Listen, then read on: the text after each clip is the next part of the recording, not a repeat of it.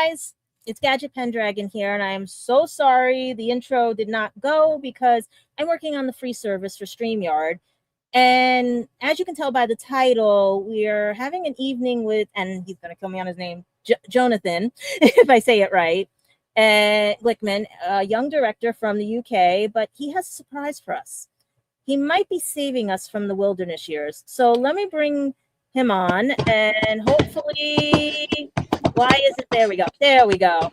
Much better. I was trying to. By the way, I will apologize. Like a drum noise, right? Yeah, my chair is like the squeakiest thing right now, and I am really regretting my choice of using this. Well, I'm trying to find the drum noise here on the. I'm doing this all by myself. I was trying to do the Doctor Who theme through my finger tapping, but the chair. I know it wouldn't even let me add that in, and I was so mad and stuff. Let me see if I actually. You know what?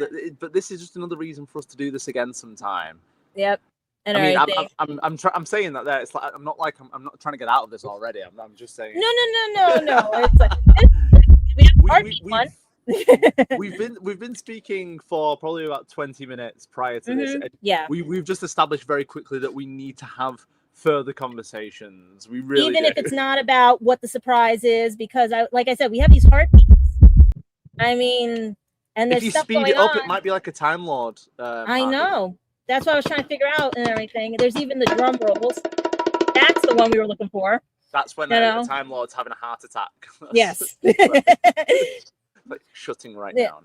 It's one of those, yeah.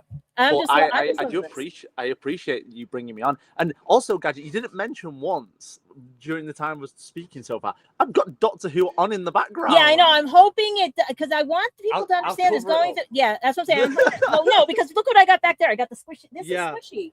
Like a lot of people at the conventions, this is what I bring because we made a joke about the chameleon circuit because the original concept of Legend of Traveling TARDIS was to have a TARDIS go and take and get companions and everything.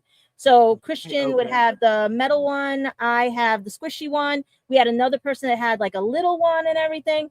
And then it just died out, except for me and him keeping it alive. And it was just one of those where it just kept going. And then the other team members would take, we call it Little Boy Blue. I take care of this on the East Coast. And it just we're not going to get copyright per se. We just got to No, it'll be fine. It'll be fine. At the end of the day, we just got to watch. If you watch Sword Art Online, I have the actual, and everything. Fair enough. You are prepared. I am prepared. Yep. Well, my friend does the voice of Asuna and everything. Asana, because I have other friends that do voices and everything. So. That will be another time if you're very interested in that. Absolutely. These conversations are great to have though, because I think in the Doctor Who community, it's got a great reputation for people disliking each other for no reason. Yeah.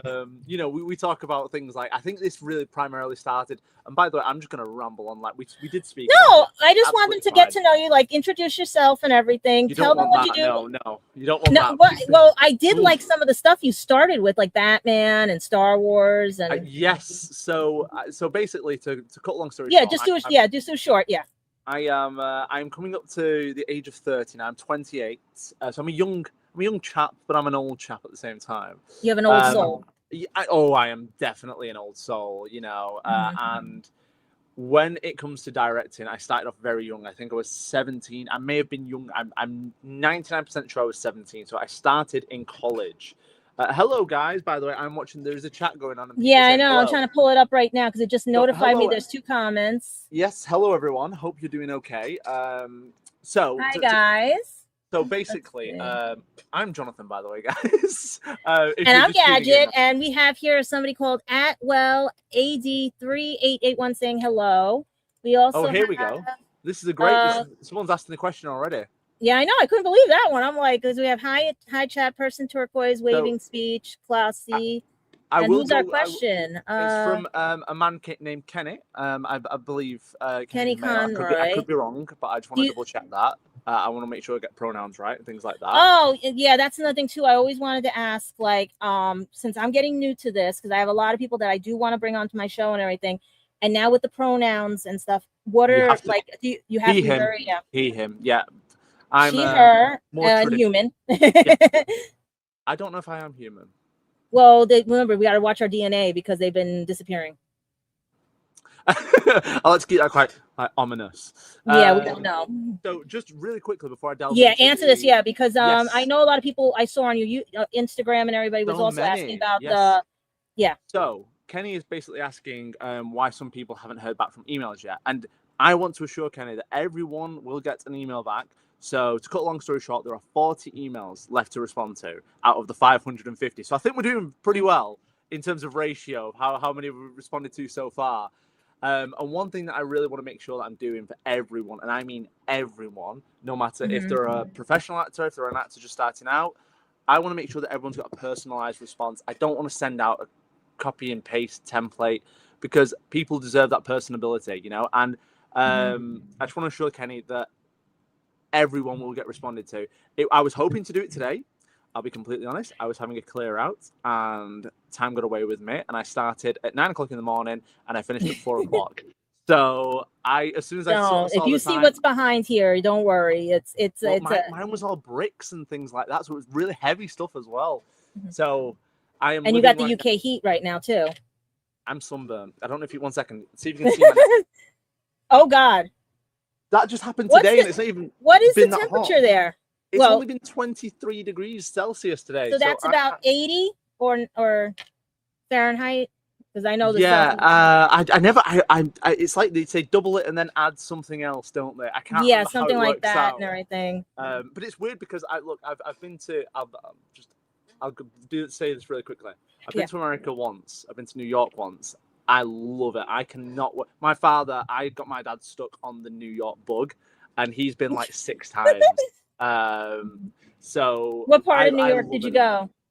I just went to Manhattan, and then we went. I mean, my dad's been there that many times now. You know, he's gone over to. You know, he's done everything. Well, we have New York Comic-Con also here, and we have. I know. I've been trying to time it every year, but I swear every time.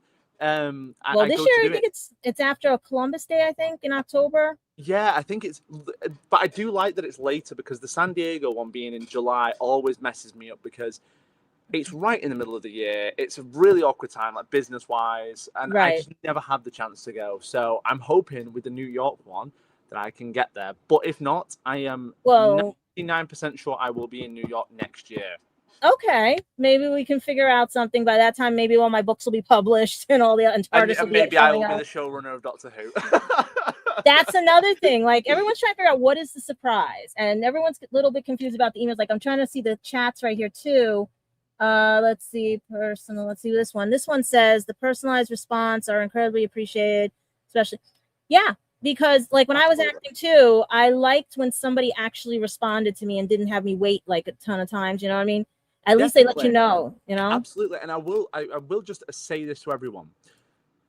People who are watching right now and haven't had a response, there is a very good chance that you will be invited to be at least an extra within the production. See, that's pretty good too. A 90% chance. And we've started sending out some of those emails now to people who aren't going to be main characters or characters that may have dialogue within the production. But nonetheless, we still want them in the production because at the end of the day, this is for the Whovians. We want people to come together. I'm sick of the Doctor Who community spreading out. This is the thing, because I had some close ties to BBC and all the others. I knew what was going on, and you know when you sign NDAs and NDOs, and I know your actors are right now with you signing NDAs and NDOs. It's hard to not tell people what's going on when you know there's other things on top of what they're letting out now. You're completely correct. And look, my background other than filmmaking is I work in licensing. So I work with, you know, Disney. I work with Warner Brothers, Nickelodeon, all these companies. Yeah, Disney. Hello. I figured that. And the thing is, like, I come across so many, you know, it's like tomorrow I'm working on a Hello Kitty project. And these are just like little things that I deal people with don't realize. Basis. But this is what has really prepped me for doing this with Doctor Who, because I can, working in licensing and branding, I know when a brand's struggling, and I then think, how are we going to fix this? Okay, look at this. Kenny was one of the 40 to get in.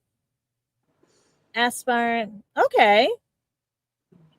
That is not bad. It's like he says, I'm one of the last 40 to get in. I will always take that, to be honest, because as an aspiring actor, you want to at least be acknowledged, no matter how I think he meant to say long or low I am on low on the list. No, I will say this 100% of the time. With anything that I work on, no one is high, no one is low. I don't start unless I have an idea of like, oh, I know this actor, I want them in this specific role because the character. No nepotism. No nepotism. Oh, nothing like that. Everyone always has to audition. Simple as. I actually got an offer as well. Very recent. Oh, hello. What's going on? This one says, "You have any help behind the scenes? I'd love to be able to." Oh, okay. Well, I don't know what your first name is, but I presume your second name is Creed, based off of the name of your production company there. If you were based in the UK, it looks like Art Creed Productions.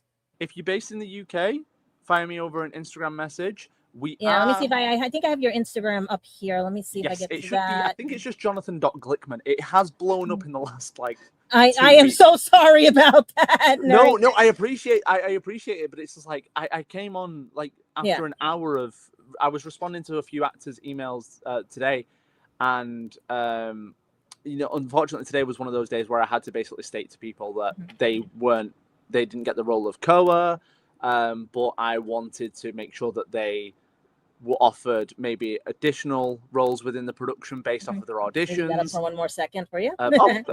Yeah.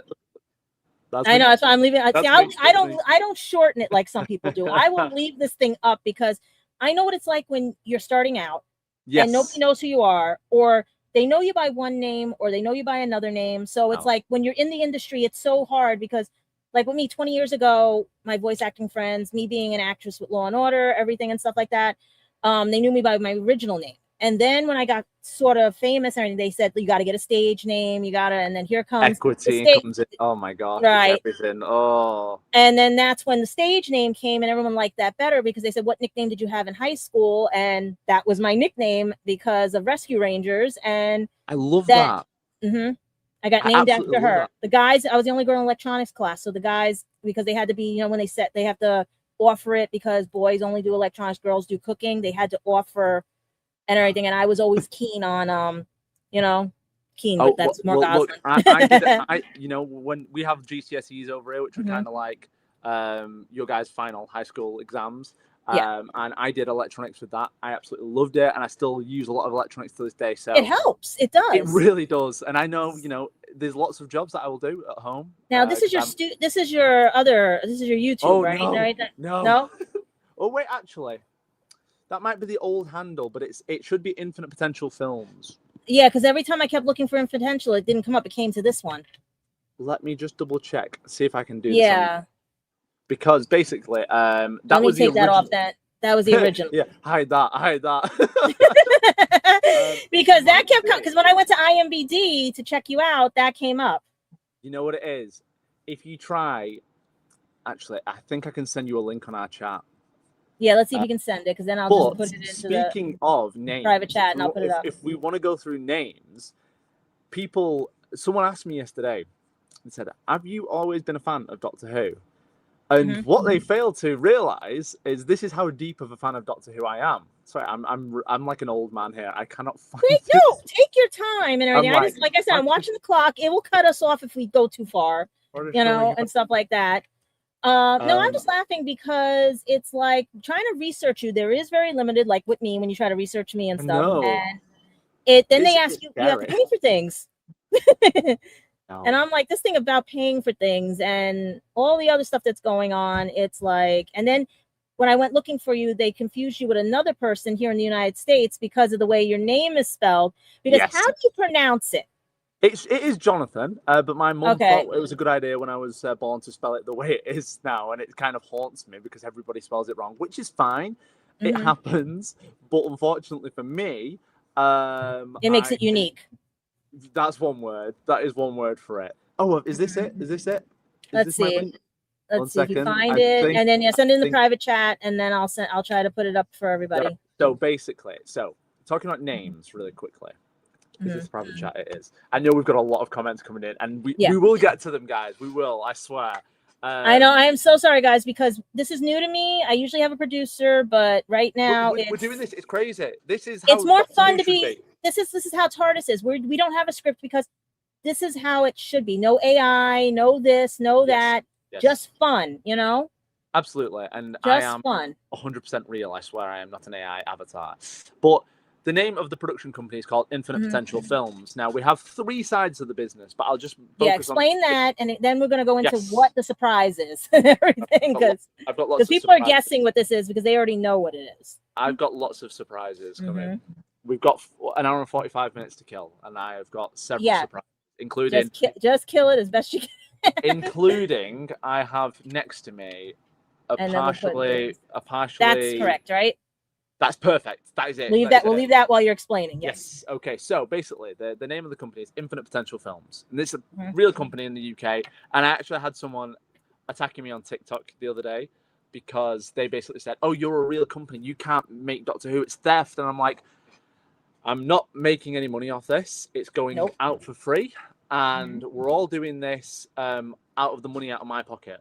So it's, you know, I said, if you've got a problem with what I'm doing, you should have a problem with the hundreds of other Doctor Who fan stories, fan films, fan series, fan audio dramas, everything. And if they don't have a problem, then we're good. Simple as. So, in terms of the filmmaking, the Infinite Potential Films name comes from a song that Murray Gold wrote, which is called Infinite Potential. And it's the song that the Doctor the 11th Doctor, or the 12th, or the 20th, depending on what regeneration he was in, because nobody knows whatsoever, because the Timeless Child really confused the whole situation. Yeah, that's a touchy subject, especially on the other show and everything. It's just like, for me, it's like convenience of... Matt Smith was having an interview a couple of days ago, and he was basically trying to tell people what his Doctor was. And someone said 12th, and I'm like, well, he was technically the 12th, but also technically kind of the 12th and a half, because David Tennant could have been the Valley Yard, could have been whatever. Nobody knows. And this is one thing we'll get into later of why I think we should just... Yeah, because I know you've watched my theories on TARDIS and what they should... Yeah. Yes, but like, from my perspective now, I think, like, look, the 63, 64 years of Doctor Who. Yeah. Let's close the book. That was amazing. Okay? But here's next to it is another book that tells a similar tale, a similar starting point, but because of the artistic visions, it's a completely different realized story, and it gives viewers in modern society a way of jumping into Doctor Who without going, oh, but I've got to watch Peter Capaldi. I've not watched since Matt Smith, so I've got to watch. Because yours is starting from what point in time? Like, are you doing it based on the... Would you like the age of the Doctor? Would you like the age of the Doctor in the production? Well, I'm trying to guess the age because based on your actor, who actually I was very shocked friended me before you even said the actor. I was like, who's this person friending me? Oh, yes, that's Lua. Lua is amazing. I cannot tell you enough. It's absolutely fantastic. I was thinking they're either a younger version or the missing versions. So basically, as this is like a full reboot, so in terms of like, take the core elements of what makes the Doctor, what makes Gallifrey Gallifrey, okay, and what makes other characters, and sort of stem out again, start from scratch. So Lua and the way, Lua is in the first Doctor, and the way that Time Lords are portrayed within this version of Doctor Who will be that I mean, it's like this in the original show as well, is like the age of the Time Lord is sort of like slower in terms of like they physically age slower than we would. It's like Matt Smith was, when Matt Smith was about to regenerate, he'd been on Trenzalore for ages. Years. Yeah, so Lua's version of the Doctor is, I had the number and I've just put, Lua's Doctor is 52 years old. Okay. So he is young. He is like out of the cradle almost. So he would be like the baby and everything.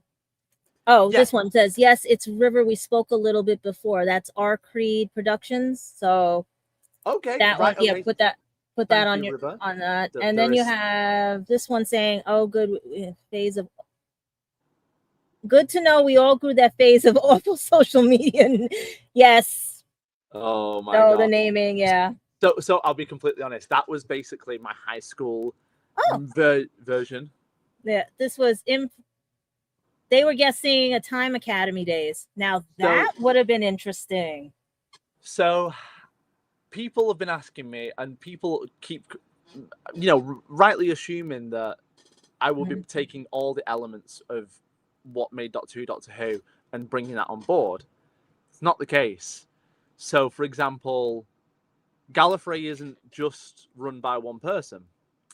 Obviously, we think of it more in a traditional New Who of Rassilon, right? Of the being like sort of the top dog, if you will, and then having subjects below him. Whereas this, some little new stuff for you, is basically Gallifrey is run by 3 Time Lords called the Primordial Core, and they are direct descendants based off the DNA of Omega, and they protect regeneration. They use it as almost a bargaining tool, and the thought of what society is like these days in terms of how we are not looked after very well, I think it's going to ripple and really take people's imaginations and reality.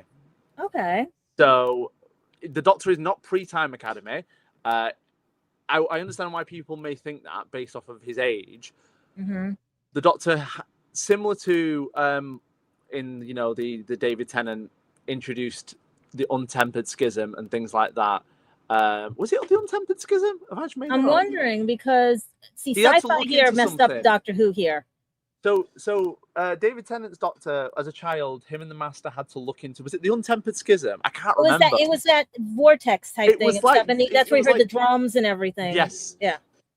So when in our version, to become a Time Lord, they have to do something else, something that proves their loyalty to Gallifrey. That's all I'm going to say for now on that, and we will find out what that is within the story. But this is a young Doctor. It's a young Doctor, and that's what's important, because young people make mistakes. Young people. And there's no granddaughter. There's no. Exactly, and the Doctor relies on people within Gallifrey. The Doctor doesn't stand on their own 2 feet. They try, but when you're young, like a baby, you stumble, you fall, you get back up. Sometimes you cut yourself. Sometimes you come away cut You're free. safe. You're like, nothing happened.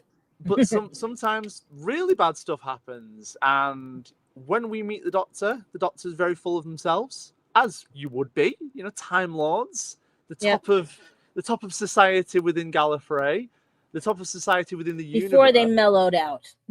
Well, there's no mellowing with these Time Lords. Let's just say that they're ruthless. They think that they are like all good. I have to be careful with what I say. That's why I'm trying to make sure you don't give away, because I know you just showed us three beautiful actors right now. Oh, absolutely. And I will say this: there are so many roles still to cast that we are portioning people in, and we're trying to just make sure. Since we can't really show, because I'm using the free system, and I'm going to shout out StreamYard on this, because I can't even put a picture up. This is how crazy StreamYard is. So I want you to put the pictures of your favorite actors that you picked so far, and let me know, or our audience know, well, let me just try and arrange this, because I don't want to spoil anything. I know. It's because I saw the 3 that popped up on my feed.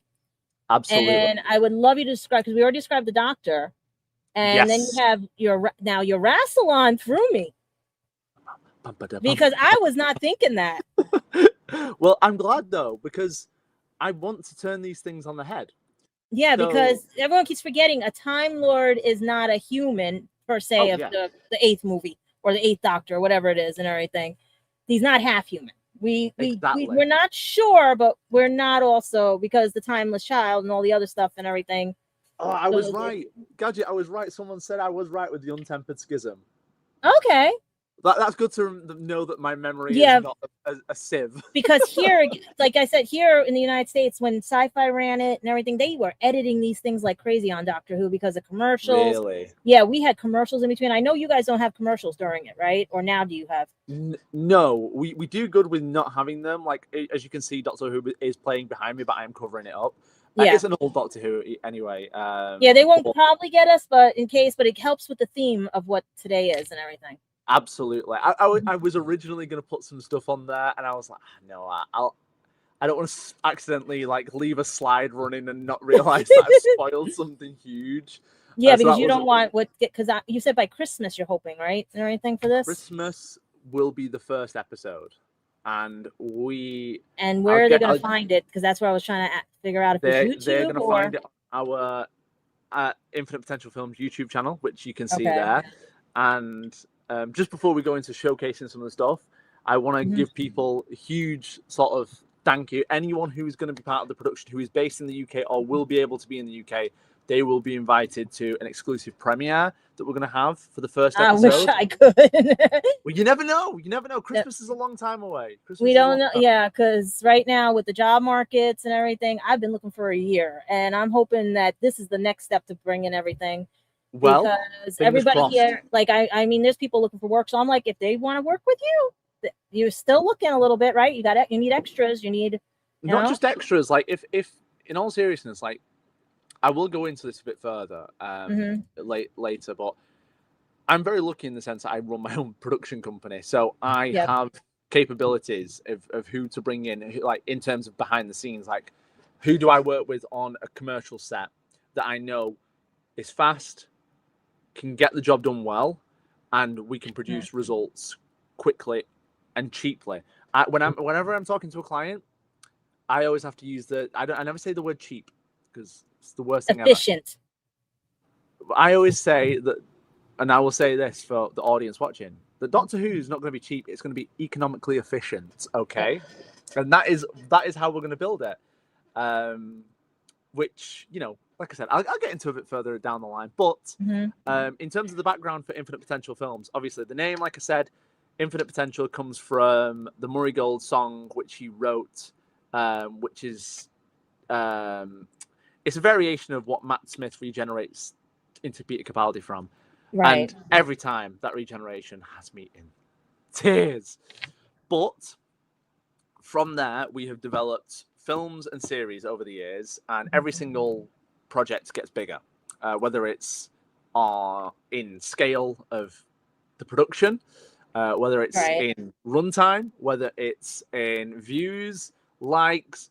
I think we have a ridiculously great positivity rating on our channel, which is in the highest that you can get. I think it's like 98% in our whole channel, which is kind of mind blowing.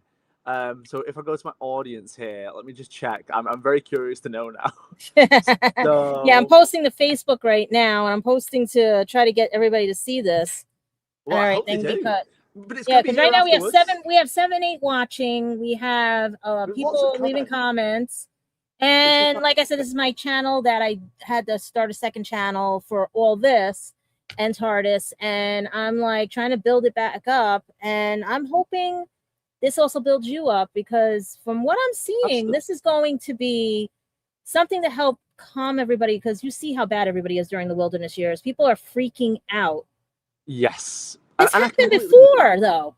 It did. But the thing is, like, I do understand where people are coming from, because what we didn't have last time was the BBC promising that there was going to be more Doctor Who, and then going, actually, we're going to take that from you. There is no more Doctor Who.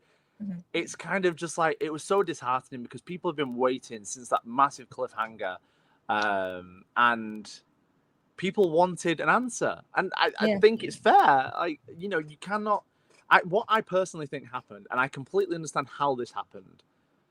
I think allegedly, I think Russell T Davies wrote himself into a corner. And I could see that. It was sort of a bit of a way of, he had an out with Shooty regenerating, and how I personally would have done it if it was me. If I was the showrunner, I wouldn't have had that happen in the first place. If if it would have been me, I would have had the regeneration energy, and I would have had the camera pan up into space, and they could have done an epilogue like they did with Sylvester McCoy, that the Doctor went on to have adventures over the years. And you know, it could have just been like a really nice sort of bittersweet moment that the series though. What I saw with the series is that it was reflecting Tennant's and Martha's. If you notice, some of it was too similar. Yeah, I've not really thought about that. Maybe they should have brought the Jadoons back and had. That's what I was wondering. What was going on with third season? But it felt too mirrored, but with the modern twist. Based off of what I've heard. Of what happened on set in series 1, in particular. Yeah. About certain behaviors. Mm-hmm. Things must have been difficult. Let's just say that. Disney allegedly also was fitting the bill, so he had to. But this is my big problem. So I'm like, I understand why the BBC want a big distributor like Disney on board. And don't get me wrong, like, streaming is huge right now. But what made Doctor Who was sitting down at 7:00 with the family and watching a new episode and not having to worry about waking up. I kept saying that. Yeah, like they would be going on Instagram for us here. Spoiler. Like I found out, I had the Doctor Who official page comment on one of my posts because I was basically complaining about the release time. But to cut a long story short, I had to find out by accident. I was at a wedding, and I found out by accident that Billie Piper was back. Regenerate, yeah. And I was like, why? Why does this need to be online right now? I was like, wait, she's doing Wednesday, so how is she in this? And I'm like, what the heck is going on? And there, like I said, there Murray was right on one thing. There were a bunch of scripts written, but they weren't submitted. They were written. And that is what people need to understand. Like, I understand from Russell T Davies's perspective, like, look, he's an amazing showrunner, an amazing writer, an amazing director when he directs. But what people need to fathom is that when he says there were no scripts, he's referring to there were no scripts submitted. There may have been an outline submitted to the BBC that apparently left their jaws agape, but that doesn't necessarily... Or a middle finger. Yeah, well, we'll see. We will find out. I can guarantee within 6 to 12 months we will know the full story. Because I know Russell's writing an autobiography at the moment, or someone's writing a biography. I can't remember if it's one or the other. So I personally think that we will find out, and people are going to owe Russell T Davies an apology. I think compared to what he had to deal with last time in terms of doing the first 4 series of Doctor Who, back from 2005 to 2000 was it 10 he left? I think it was 10 he left. I think he left after Tennant, or was it? Yeah, and Moffat then had 11. Smith, yes, Matt Smith jumped on with Moffat. I think it's a completely different regime in the BBC, and they wanted different things, which was not what the fans wanted. The fans wanted that edgy, not necessarily dark. Since RTD is no longer working on Doctor Who, as we know of, I reckon Christopher Eccleston should come back in some way. I think we need to genuinely start bringing back old Doctors. I could see, that's why I like the 5 Doctors and everything, because it was just a caption. Yeah, one-off. Absolutely. And thing, No, I think don't get me wrong, I loved seeing Jodie back in Shooty's last episode. I'm like, I nearly swore. Do you know how long I had to keep that a secret? Well, but I feel like people did know. Like, I feel because she had to cancel things to do it. That's how you learn. Well, she canceled some shows, didn't she? Yeah. Right now, she's shooting Only Murders in the Building, so she had to cancel the Glasgow convention and everything. And Tennant's going to be on that one. And that's what I'm saying. Like, people are not going to miss their doctors, but what you have coming is going to, like, I'm thinking they're going to drop. Mouths are going to drop. Well, because I usually pick people and I'm looking at all these fanfics and something just grabbed me with yours. It's time. And what I mean by that is I've spent a lot of time on this. I have spent the last 6 months outlining everything. And that, for example, the logo, that's been developed for a year. And it's just been sat there. And with certain things that when I create them, I'm like, the moment will come to release this when I'm working on a project like that. And similarly to like having an outline and starting writing the scripts. And obviously now we're on to I'm halfway through episode 2. So we're really flying through the scripts, which is great because the now story you're writing, or do you have a script writer and everything? I'll be writing 100% of the scripts. So I'll be completely honest. Like I usually just write the plots and the outlines. Oh, you just froze. Oh, I froze. I could have said something huge that I completely took Doctor Who on its head then, but we'll never know. No, so I basically just said that I usually, when it comes to filmmaking, I just prefer to write the plots, the outlines, and then do script revisions. I usually have another script writer working with me. But I'll be completely honest, and this is what I've said to everyone who's inquired about writing. I've said, this is new. This is nothing to do with Doctor Who that's in terms of, like, I don't want, the meddling monk in this. I don't want, the Daleks straight away. I want a reason for things to exist in this universe. I don't want to just go, oh, look, it's the Master, wink, wink. And, how many times? Yeah, exactly. Like, this has been one of the problems, in my opinion, with the more modern interpretation of Doctor Who. People have looked for a quick win when they can. Like the Interstellar Song Contest. I love that episode. Okay, Duggadoo was in my head for a year. I want a stuffed of Duggadoo. I want one of them, and like I said, this year I'm going to check New York Comic Con and all of them because I know somebody can crochet them. One, tell me, and I will purchase one via you. So I need to stop apologizing, but my chair is so loud. No, I have right now a mini. It's called Arctic Air because we're hitting with the heat index, like it says 93, but it feels like 101, especially and everything. What do you, like I said, like you guys I know are not used to this. Well, I've got because I'm underground, it's a bit cooler because I'm in lucky. So, well, this is my cellar, and I was saying to Gadget beforehand, I'm developing this into a cinema room. So it's like the walls are done. The walls are like really nicely done over there, but I've not finished the ceiling yet. So the ceiling is and you're sitting down, so that's a short ceiling. Oh, this ceiling is 1 second. Let me stand up. Let me show you. So I'm only short anyway, luckily, but like I am 3.5, 4 inches away from that ceiling. So if I'm watching like a sports game or something and I jump, you forget. I am out cold. You're gonna have to put padding on the ceiling. That's not about it. Like acoustic paneling, and I could like a double purpose thing. I do that sometimes. That's how I am with people. I'll like look at something because I'm also dyslexic. So I have that dyslexic thinking, and I'll look at something and I'll be like, no, let's do it this way. And people are like, it won't work. And then 5 seconds later, oh, it'll work. I'll take it. Whatever I can get right now, I will take 100%. And it might sound better with the acoustics and everything and stuff with the paneling on the top. It might actually. I mean, I've got the lucky thing is like the sound system, the visuals, everything's set up down here. So it's like I can still watch movies and stuff down here. And when I'm doing my editing and I'm watching what we're creating for Doctor Who, it'll be nice to watch it on a 150-inch screen behind me, But oh my god, see what I mean? I told you I go on tangents. I'm like completely that's what I like about my show because I don't want people to think it's scripted, it's fake or anything. Oh, you cannot script what we're talking about. People go on tangents, and we're not sitting in business meetings where we have to raise our hands or anything. It's basically we're one-ing off each other. And when you have some people that I don't understand how in 5 seconds we were like before the show.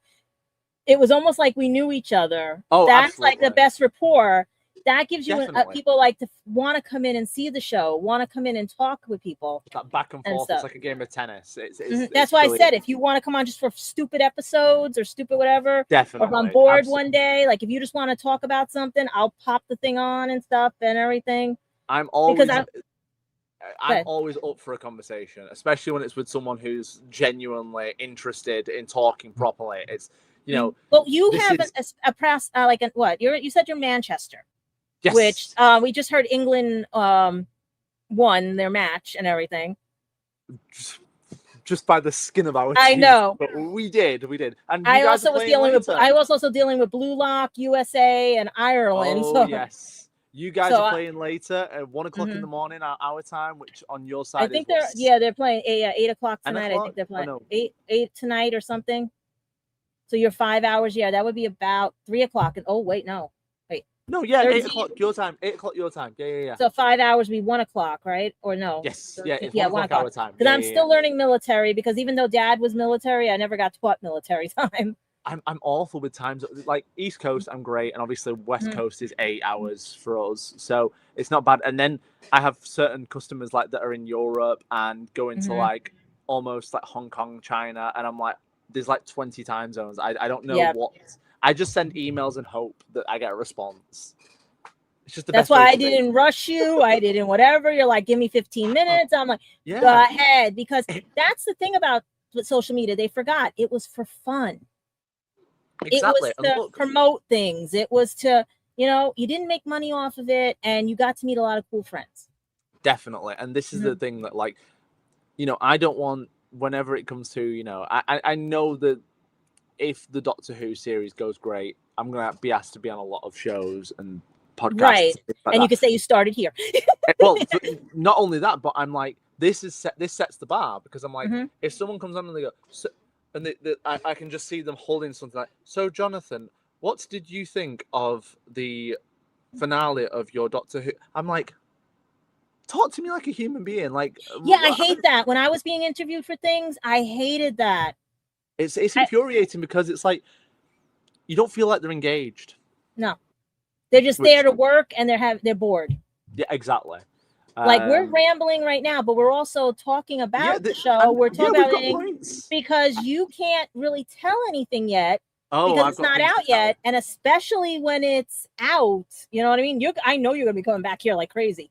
Oh, absolutely. But the thing is, as well, it's like, I'm more than happy for people to ask questions about the show, and I will, if I can answer them, I will. If I want to pass on them, I will be 100% honest. Yeah. But it's a dialogue, at the end of the day. I'm not going to be I'm not yet a showrunner, so I've got a bit of flexibility in what I can say. You're a young director who's just starting out, who basically got their feet wet with Batman, Star Wars. What's the other one I was looking at? I was seeing a bunch of them. I've got a great list, actually. Yeah, that's what I'm saying. So basically, to cut a long story short, we usually produce a film a year, or we try to. Obviously, sometimes that's hard, like when COVID happened. But we did 2 Batman films, which, progressively got better, thank God. And that was from years ago, 6 and 9 years ago, so a long time ago. That's how long I've been doing this. And then it gives credibility. Well, exactly. But the thing is, it's like, how do we deal with these stories, the large stories? Because I could write a story that takes place in my basement and takes place in one room, but in the nicest way, companies like the BBC, like Amazon, they want to know how you deal with large scenarios of action, how you deal with dramatic moments on a large scale. And if you can produce those, fantastic. So after that, in COVID, we made 2 films, and that was Star Wars, which we basically did when COVID restrictions started lifting a bit. Me and my writing friend, who's called Clive Warren, we had a sit down, and we basically said, let's do a Star Wars film. We'd wanted to do it for years, and the timing was just never right. So the restrictions started easing up, so you could be around, I think it was 10 people at a time. Right. Because here it was like 6 or something. Yeah, it kept changing like weekly, and it was a nightmare to keep up with. So we wrote this Star Wars script. We thought, this is really strong. It's something that sat in between episodes 5 and 6, and started auditioning for it over Zoom and, YouTube auditions, things like that. Cast it, shot it. We shot the whole film in 6 days, which is the most efficient production I've ever had in my life. I still cannot believe how quickly we shot it. And that was like literally everything. Like, every single shot that we had done. We did not have to come back for reshoots or anything like that. So I was very proud of that, because, again, reshoots cost money. And when you're dealing with big productions, you need to consider these things. And unfortunately, as I'm sure you're aware, Doctor Who is a fabulous example. Doctor Who that's why never known for reshoots until the Disney era, where they had massive reshoots in series 1 because they had more money. Exactly. And then in series 2, obviously, they changed the whole last episode, which is just, And this is what got. Well, I liked when Shooty was on your version of Saturday Night Live, says he doesn't know why they did that either. Yeah, but I feel. I mean, I'll get into this later, but I do feel sorry for Shooty. So we shot the Star Wars film, and people just loved it. You know, we shot and released that film, and that's like it's a completely different sort of style of production of Doctor Who, but we did the CGI, did the sound, did the music, everything was in 5 months for that whole film. And we were so proud. That's from pre-production all the way up until release. And that currently stands on 162,000 views. Then another film that I started in COVID, just basically in a kitchen with a green screen, was a film called GLaDOS, which is a fan film for the Portal franchise. And started it in my kitchen, and I soon realized that, like, as COVID restrictions were easing, that there was some beauty about me being really restricted with my shooting methods. Right. So every single shot that is in that film was shot in my kitchen on a green screen with different lighting setups. And I just did it as a test to see, could this go anywhere?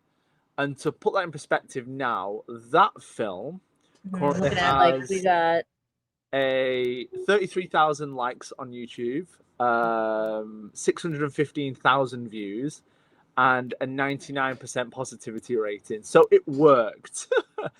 And then we have this person, at 80, wanted to know, like, how was writing the first episode? Because I was trying to compare how you were prior to now, because has the styling changed and everything? Because even the Relic of Jedi, incredible, has not, like, you know, that's what I'm saying. So they praise your work. That's why I want to know if it's like a 180 or is it a full 360? Like, is it like, you know?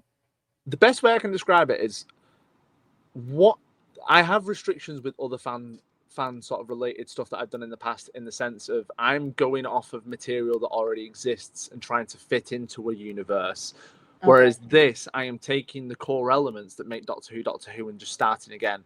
So I am sort of taking the universe and doing a full 360.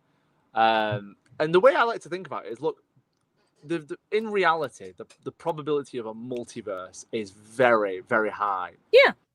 So just take this as a multiverse. We're not saying that we're going to be introducing like elements that link to Bad Wolf or anything like that and go to the BBC. There might not even be a Bad Wolf in this. You know, there is no Bad Wolf. There is no big Bad Wolf. We're gonna. What I love so much about, especially the fresh Russell T Davies stuff with Bad Wolf, Vote for Saxon, or like when Stephen Moffat came on board and it was The Cracking Time and things like that. These were things that were thought about beforehand, and they were sprinkled through the series in a way that was so creative. And by the end of the reveal, you're like, oh my God, how did I not notice these things? Or meanwhile, Cracking Time is playing on the background. Yeah. Did Rory just die? Yeah. Oh, Rory. That was a good timing. I should have pointed backwards. That would have been great. No, I'm looking like, wait a minute. Like, as soon as you said, like, I know she gets the wedding ring now. I know these series like the back of my hand. But one thing that we've not had in recent years, I'd say probably since The Impossible Girl, is those sprinklings through the series that feel organic and feel natural. We have things like the Interstellar Song Contest when Susan is just randomly in it for a second. Like that was such a. I was like, wait a minute. They were trying to set up the reality war, but without the reality war done having properly, its original ending, it doesn't work. And surely by that point in time, they would have known the ending of the reality war has changed. We need to get rid of this Susan scene, but they didn't. So we're putting stuff in our series, and look, series 1 is a 4-part series, and this is being done initially as like a, here you go, guys. This is our world. If you want to see it explored basically putting more, your foot in the puddle, water. If you want to see more, we have got more ready to go. And then I will be bringing on new writers and stuff like that, because my key thing is why I've wrote this entirely on my own. This world is new. Mm-hmm. There's, you know, we talk about female Rassilon, which we'll get onto shortly. This world is completely new. But because of that, I'm making the rules to this world. I'm creating the characters. Breaking news. I thought the stream got off. I was like, oh crap. No. I didn't even. So I put breaking news because you just said female Rassilon. I take that. You know, I love that. I appreciate that. Wait, you're going to be playing that a lot in the next hour and 10 minutes. I will. Well, that's why I'm leaving this right here, right now, because I can't see your face. Huh? What happened? I can just say breaking news. All right, let me take it off. I'm surprised. I thought they would. Yeah, I can see you now, but I thought they would have like it just as a banner. I know. That's why I'm like. That's why I said this. The free one is. I have to figure out, because the only thing that threw me off was it said it takes US dollar and Indian rupees. Yeah, that would throw me off as well. Yeah, so that's why I'm like, let me go get a prepaid card and just in case. Yeah, just in case. I mean, if it works out, fair enough. You know, because everybody swears by StreamYard, but StreamYard, you have to make it a little bit clearer, because I would have thought if you're made here, you could actually take everybody's payment. Well, it should make sense that way, but apparently not. The convert, but we'll see what happens, because like I said, I had, like we were talking before, I have little things, fun stuff, and when you come back on for another show, like I said, we could do a ramble show. We will need a ramble show 100%. I've got a lot compare of acting, compare this, compare that. What's the American versus UK? Because since you've been here to New York, you haven't been in a while though, right? It's a long time since that's to say it's changed a lot. I know, but I enjoyed it so much. And you know, one thing, and my door is open to you if anything. I mean, if you don't mind helping to clean, there's like, you know what I mean? Well, you know what? I might have to revoke that invitation now. I don't know about clean. I didn't sign up. No, it's just when you're in a certain Bronx apartment, that's under a lot of construction, because these are those old. So you're in the Bronx. Yeah. So it's one of those old apartments, 10-foot high cathedral ceilings. Very nice. Mm-hmm. Very nice. I mean, I'm getting, like, I'm trying to get great with like the America on a map in terms of like states. Yes. Because obviously the easy ones to point out are like LA, Miami, Texas, Louisiana. Well, people get confused because there's New York City, which I am, and New York State. Yes, and it's totally different. But it is, and to be fair, like think of it as like Cardiff and the rest of England. Yeah, absolutely. And to be fair, the size is probably not far off. Someone said our whole state you can travel. You guys are like what, 5 hours? Because I've been to where Shakespeare is, Stratford, all the way up to there, and that was like 5 hours. But 5 hours for us is halfway up the state. I think the only thing that slows you down in our country is when you get to Scotland. It's just mountains. I wanted to go. I've only ever been there once. Again, like these are all different things that, I mean, I will speak shortly about where we're filming in the UK, because that's what I was saying. Like, that's why I was trying to sidetrack in, because where are we filming? Because the doctor could come to New York. Wow. The doctor could come and pick up Rory and Amy and all that, or, you know. So series 1 does not take place on Earth at all. That's what I liked about it when you were telling me. Spoiler, if you want a bit of a spoiler, which isn't really a spoiler. I don't know, guys. Do you want one? Let's see. Wait, we got comments. We have got some more comments, to be fair. Let's see if they want a spoiler. We got... Susan needs to return. Well, she has to, because she is also... Yeah. One day I will come back. Yep. But no, he won't. And then we've got breaking the rules. Now, see, I had a theory on something, but it might... will it break the NDO? No, it won't break the NDO. I kept saying on TARDIS, it's all a dream. It rewinds back to when she regenerates. You know what I mean?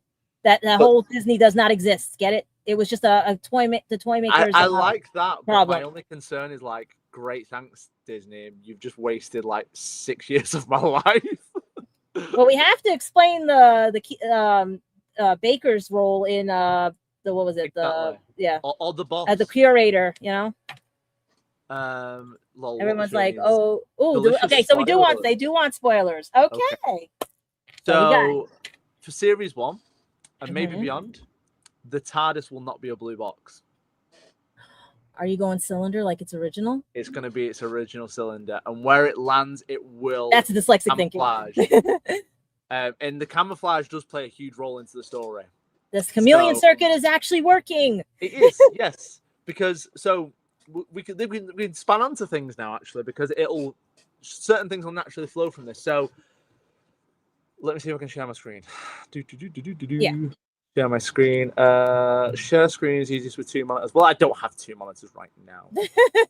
Share a window. Yeah, because I tried adding some pictures I was going to take from Instagram, because I know you wouldn't have yelled at me about the actors. I was going to put them up, but it would not let me. You know what I mean?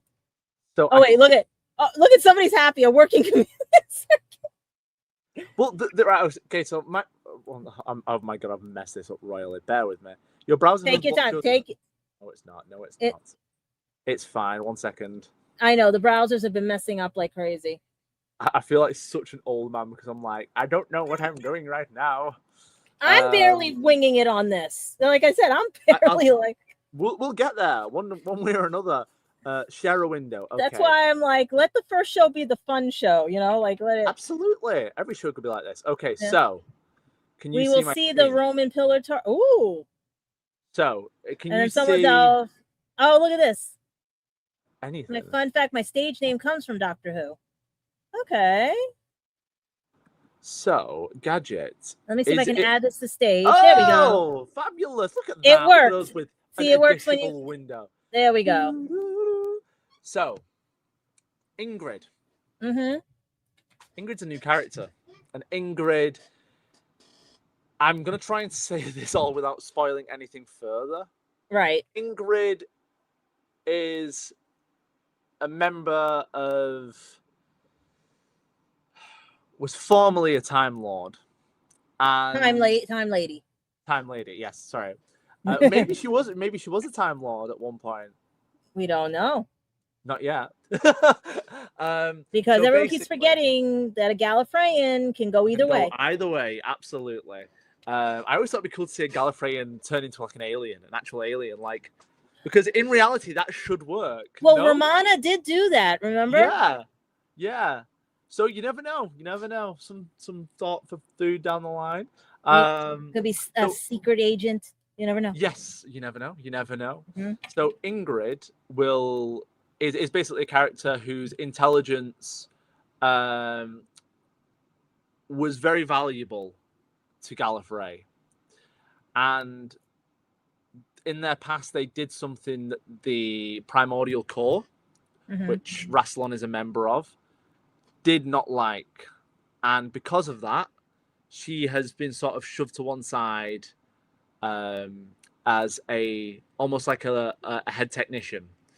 And she basically deals with the Doctor on a day-to-day basis, but she sees the potential within the Doctor and helps them out with certain aspects. For example, the Doctor has to get a TARDIS one way or another. And is she that Clara, maybe, that said, Doctor, you want this TARDIS? A bit more than that, in the sense of the Doctor might think they have ideas, but maybe it's Ingrid sort of, pushing the ideas. Weaving the web. But whether the intentions are good or bad, we'll have to wait and find out. But what I can say about Ingrid is she invents something very important to Doctor Who. And I'm not going to tell you what it is.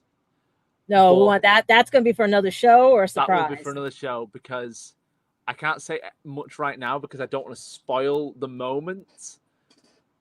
I currently have a prop master who works in very big film and televisions, episodes and films, and they are currently working on a prop for us right now that is going to be iconic.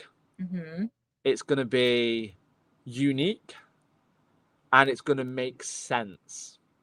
That's all I'm going to say. Now you got people. And then look at this. She says, Ingrid reminds me of an Osgood, but time lady. I will say I've worked with Grace Collette before on something more commercial, and I hope she doesn't mind me saying this. Her audition blew me out of the water. She originally, I can say this now because Grace won't mind me saying. I call it Ingrid. Grace actually auditioned for the role of Koa, and she made me realize that she was not Koa, but she had so many qualities that I needed in Ingrid. And when you see the show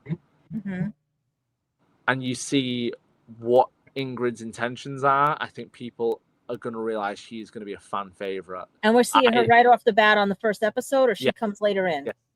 Yeah. She's briefly in the first episode toward the last 20 minutes or so. But her role becomes very apparent very quickly of how important she is going to be throughout the rest of the series. And what I really like about it as well is we slowly discover a bit more about Ingrid through each episode, and it feels very well earned when you get to episode 4 and you feel like, it took some time to show who she really was, but once you see who she really is, it kind of all falls together like a beautiful little jigsaw puzzle. Which is what we want. We don't want to give everything away straight away.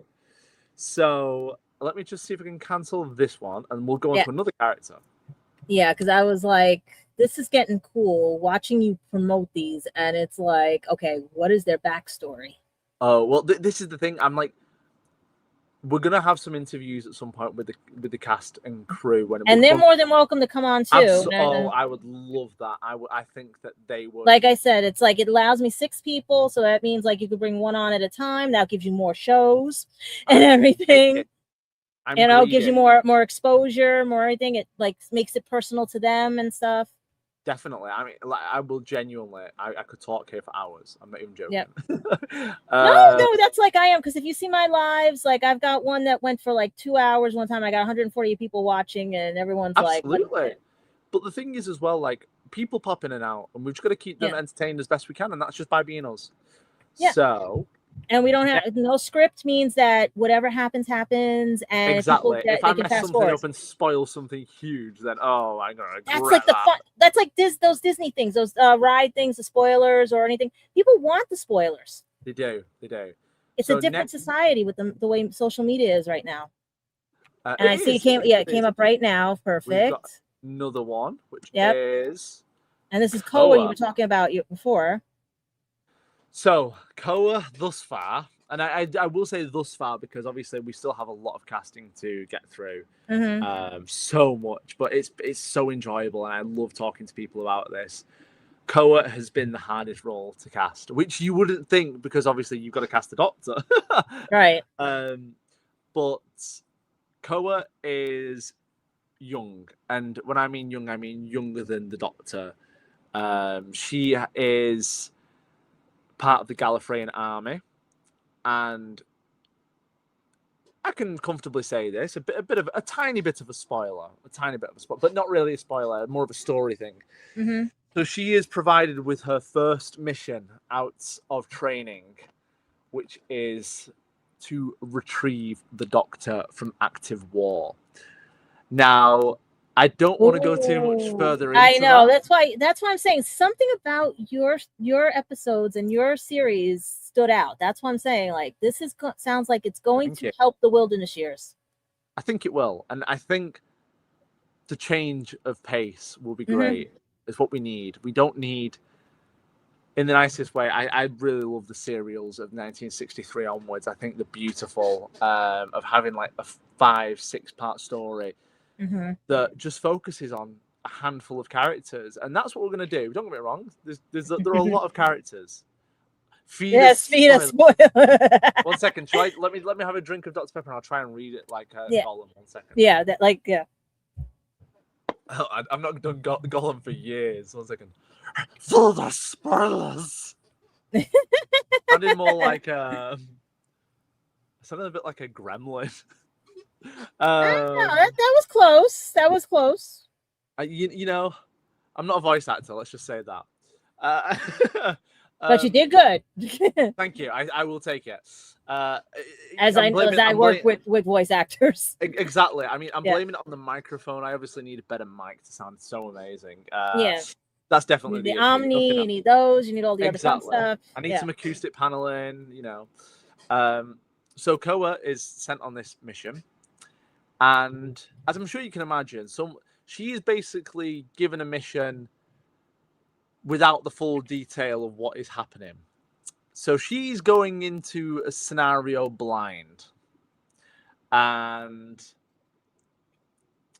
when you've not been given the full information on something that's very important, you know, things go wrong. And when you're working with an experienced doctor, things go wrong. And when there is a refugee involved, things go wrong. What could possibly go wrong? And then you introduce Nightmares in Silver, and I didn't know if you wanted to talk about the Nightmares in Silver. Wrong. Well, you know, I think maybe for the next time, maybe we'll see. I've got things to show. Let's just say that. So that was Koa. So you got the other one that can pop up on this, or you want me to remove this one? There we go. I've got to get that one up next. So next. Yeah, because it takes a little delay on this side. 1 second. I don't even think it's a delay. I think it's me just being really slow. No, it's like I said, if I could pay for the full stream right now, but at the same time, it's all saying beta. And that's the other thing I do. I don't like to pay for things while they're still in beta. Absolutely. There's no point. It's just, you just get that free goodness whilst you can. Yep. So next now, this is where the big spoiler came in earlier. Rassilon. Yep. Oh, look at this. Retrieve the doctor from war made me jump out of my seat. What will make you jump out of your seat even more is that the doctor doesn't know he's in a war. That would work. So, Rassilon. So, obviously, traditionally, Rassilon has been male. But this Rassilon has... If I could describe Rassilon, but I will just admit this, Rassilon wasn't always going to be a female within this production. And I watched Grace's show reel, and I was like, I wonder. And I just put her forward for it and said, would you be interested? And she thankfully said yes. And it made me realize that Rassilon could have the potential of being so different, but so scary. Because the quote that comes into mind is, when you think of Rassilon, you think of that really fierce character who Timothy Dalton, all that stuff. Terrifying though, and always has fear to hold over people. The manipulation, like when they did the 5 Doctors, where absolutely. Whereas this Rassilon will kill you with kindness. And this Rassilon has an elegance to them that... Now, is it a Machiavellian Rassilon, or is it a... No. Okay. So we're not we're getting a not a damaged Rassilon, let's put it that way. Okay. No. This is Rassilon in all her beauty. And what I've spoke about before is there are 3... I don't want to call them rulers because we express what they're called in the script, but I'm not going to go into that here just yet. There are 3 top dogs in Gallifrey. They're called the Primordial Core. Rassilon is at the center of the core, and Rassilon holds the power of regeneration and decides who has what within the society of Gallifrey. So traditionally, I'm going to quiz you, Gadget. Traditionally, how many regenerations does the Time Lord have?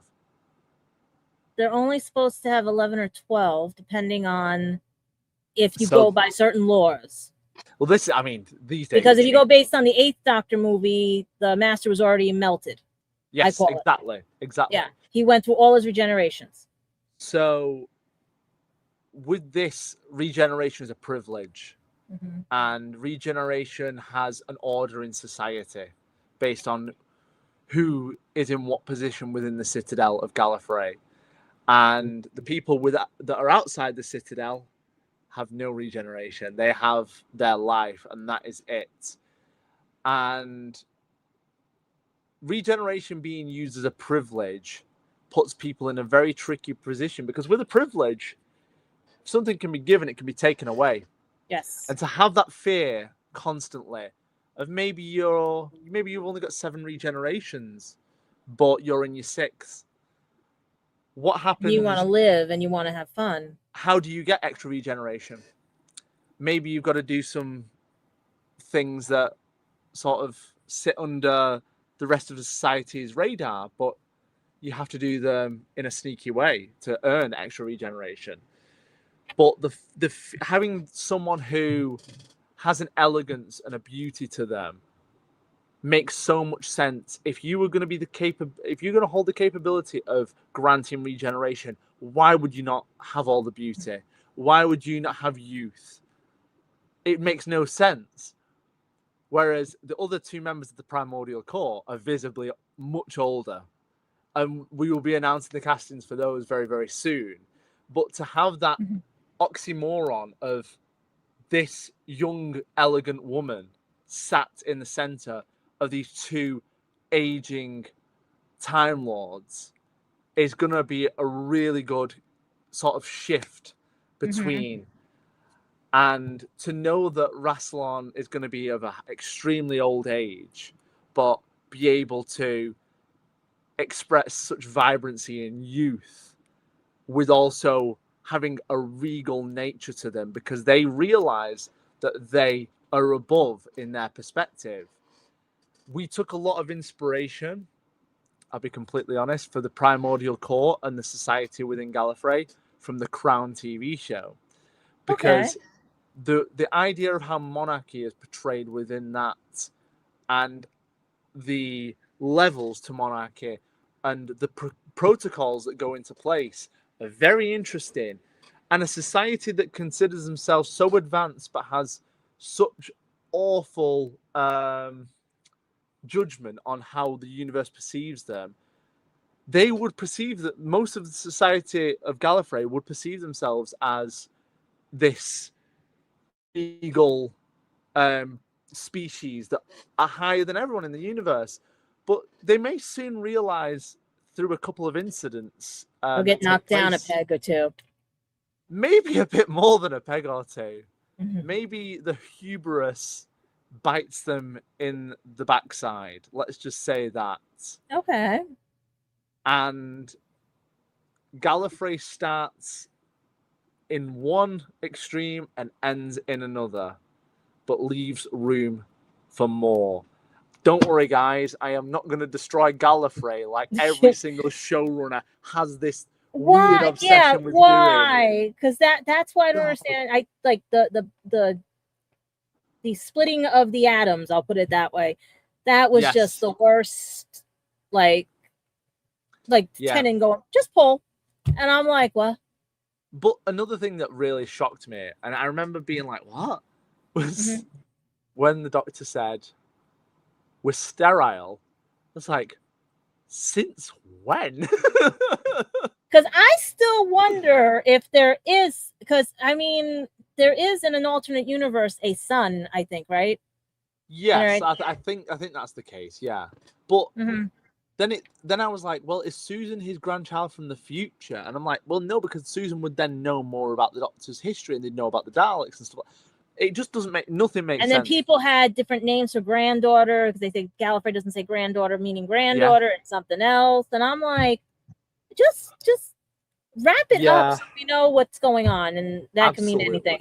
The one thing I can confirm is the Doctor has no children, the Doctor has no love interest, and the Doctor has definitely no grandchildren. So I cannot tell you how.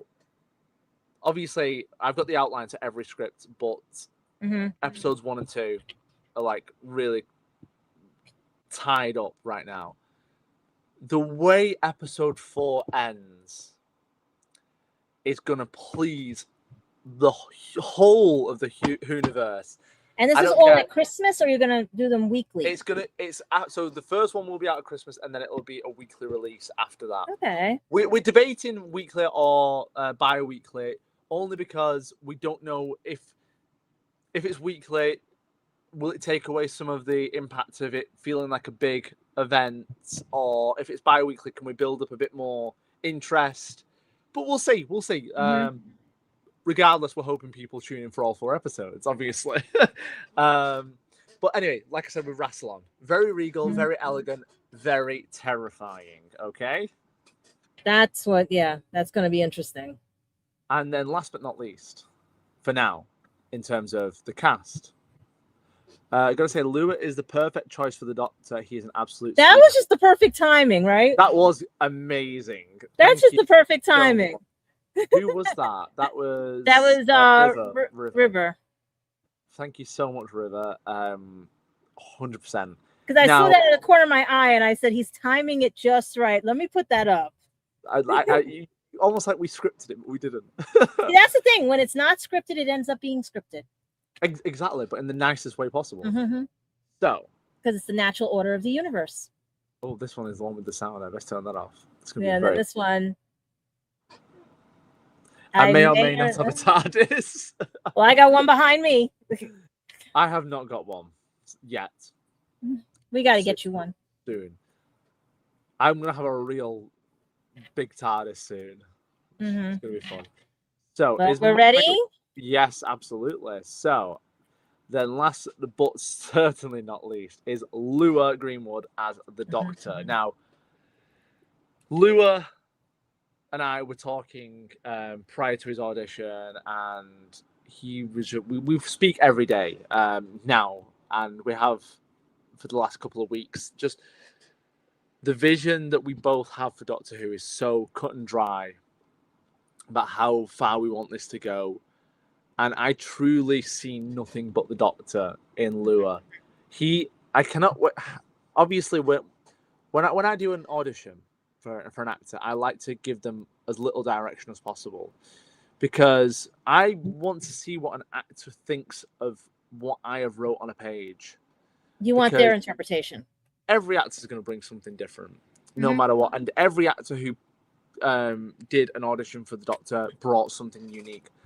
It was a very difficult choice, don't get me wrong, and there were some auditions that were just mind-blowingly good, but Lua's energy and sincerity to every word that he read was so unique, and he made me believe within 3 lines that he knew what he was talking about beforehand, in the sense of, like, it didn't feel like a script. It felt like something that he was truly saying from the heart.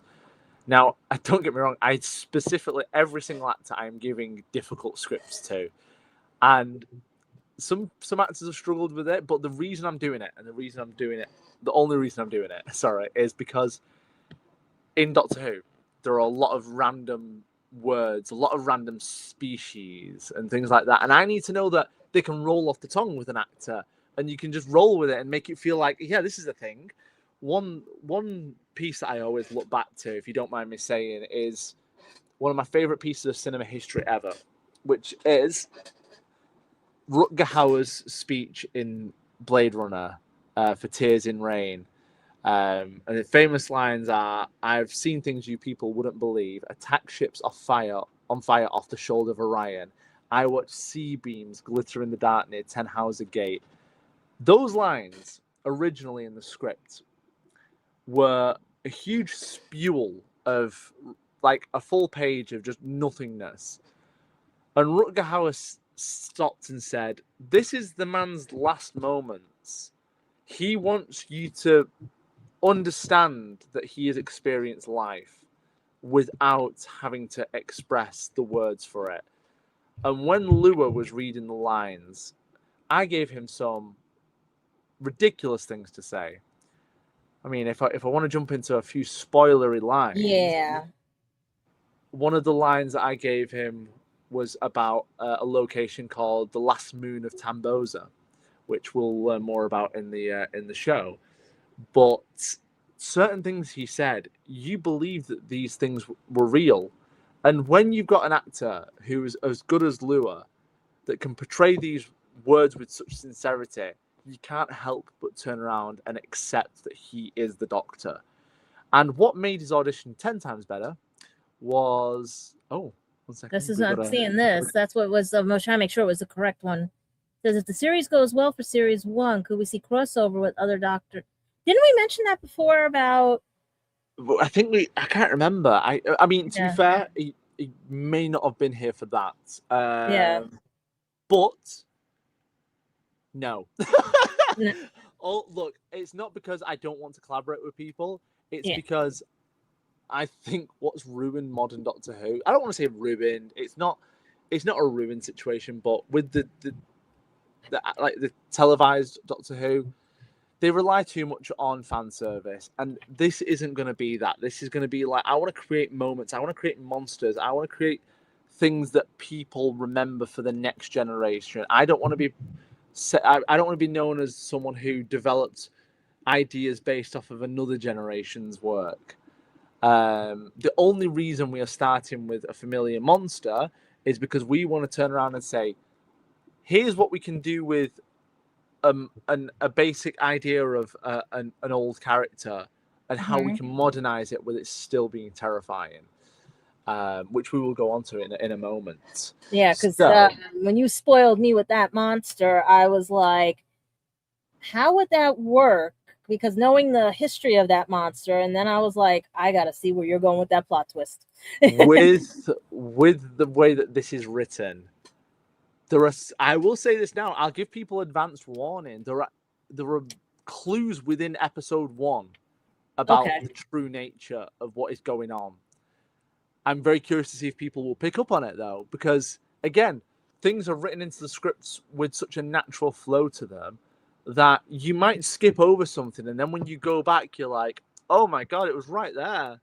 It was, and the way Lewa was reading it to you, it just called to you and everything. Oh, absolutely. And we have to... There is still... If you want some other spoilery stuff, 1 second. I can express something. The next character we're going to be announcing in terms of... So we're getting a spoiler before it's on Instagram, or is it... I will be telling you the actor. I will be telling you the character, who they are, but I don't have a post ready yet. So you're just going to have to deal with my face. Sorry. Okay. We don't mind. We don't mind. So I'm just, like I said, I'm spitzing and everything because it's because I know you guys are not used to the heat like we get here. Oh, absolutely. I've got a drink right next to me, so I'm fine. Yeah.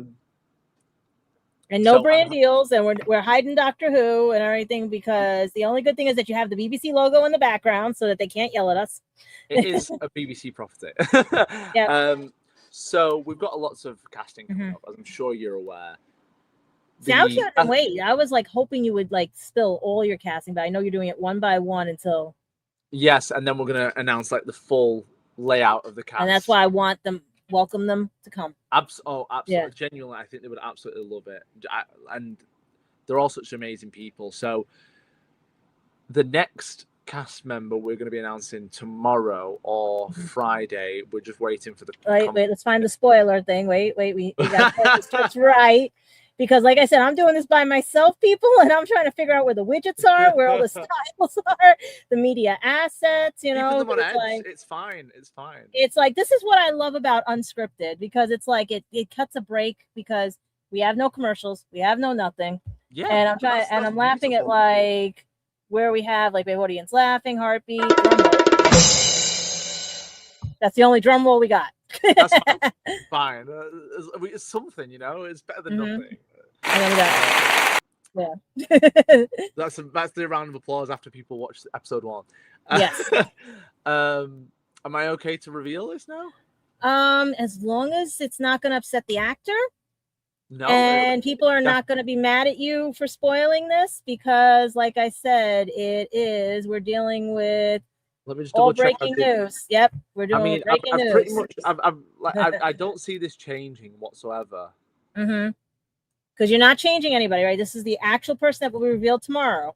Yes. Yeah, But we're getting an inside spoiler right here. It'll either be tomorrow or Friday. I can confirm that. The only thing is, like, this actor is a young actor. So this is why we're waiting for confirmation, just because obviously that when you deal it, how young? 14, and because of the story and the way that, I mean, I've been given permission to say it if I want, which is fabulous. Right, because my show is really more 18 older and everything. Absolutely, and stuff. Absolutely. And we know actors are all different ages. That's why when they come on, I also need to have a disclaimer right now too, that if they come on, are they allowed to come on? Because of certain hours in UK working hours and everything. And this is the thing. We may even be able to do some pre-recorded questions with them and just have like a pre-recorded set. And you can pop that up for us and everything and stuff. Definitely. And yes. So it'll either be tomorrow or Friday. And this character is pivotal, especially in episode 1. It is a young actor, and their character is called Akua. Okay. And they are from the planet as well. They're from an area of a planet called Harrier Point. And this actor is going to be this character is a child caught in war, which signals the presence of the Doctor. And that's how he's brought into this story. Because the Doctor will always be there to help those in need. And I think that is going to be prevalent throughout this show. And the young actress playing Akua will be a girl called Eva Johnson. And now Eva Johnson has done a lot of stuff for my production company in terms of like commercial stuff, but she's also done a lot of stuff on the CBBC, which is the kids' BBC. And that ties into what's going on with our wilderness years and everything. So I'm very, very excited because the acting capabilities and the heartstrings that are going to be pulled are phenomenal. And I think that having a younger presence on screen adds an extra sense of jeopardy from war and a sense of urgency. So Akua stumbles upon the Doctor by accident, but fate has a funny way of showing things. Right. And when the pieces fall together, chef's kiss. If I do say so myself, okay? Now they're playing younger than their age, or are they playing older than they are playing their age flat. Okay. Which is always useful because it's like, I've got to portray that Lua's in his 50s, which is a bit of a difficult choice because he's so youthful. But then again, the Doctor kept getting younger and everything, so yeah. Yeah, with Time Lord DNA, you just like, we just accept it. By the way, I want to confirm. I just want to confirm, and this is something I said to Gadget a few days back. This is the Doctor's first regeneration. There's no hidden regenerations prior to this. This is definitively regeneration 1. And to state it now, there is no way whatsoever. Yeah, no intention. I was waiting for you to say that. Yeah. Yeah, but there's no intention within. We have got like plot outlines for at least 3 series, and there are no signs of regeneration. And I don't think people understand that you're going to make a series out of this, because we don't know when Doctor Who's coming back. So this is going to keep going until the brakes fall off. And we're gonna. At the end of the day, we've got lots of stuff planned in terms of like different monsters and characters throughout series 1, 2, and 3. What we want to focus on in series 1, obviously, it is more of a oh my god, I used the word before, a serial, in the sense of it's a 4-part story. Series 2 will be a core overarching story with singular story elements as an episodic television format would portray. Okay. Because we want to introduce new characters in terms of monsters that we create.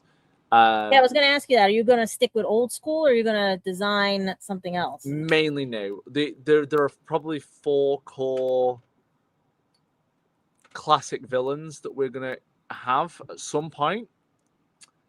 And the first of that is what we're going to talk about very briefly next, which is, if I can share my screen in a moment.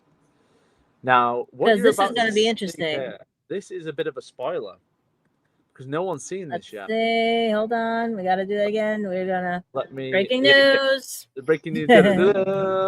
So dun, dun, dun. I have just got. Our drums here suck. I know, but it's fine. You know, we just got to accept it. So this is. Let's see. I've spoken to Gadget about this. This is my design. And we have to explain if you're showing what I think you're showing. Yes, absolutely. So because a lot of people might be a little. Absolutely, and I completely understand. So let's go for it. But I've got an upside to that right here as well. Window. Where is it? Come here. Where have you gone?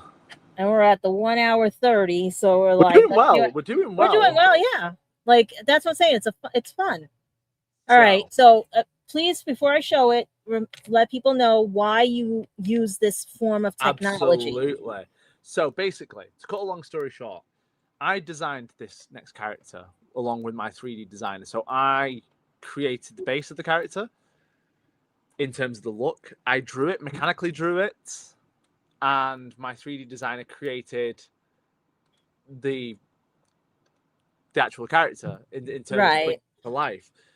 The problem is when you're designing in 2D, dimensions are very hard to figure out in terms of realism and working out if it's something that can be achieved practically, because that's what we're going for here. We're going for practicality over CGI. And what we have to do very, very quickly, based off of our budget, based off of the time we have to get this done in,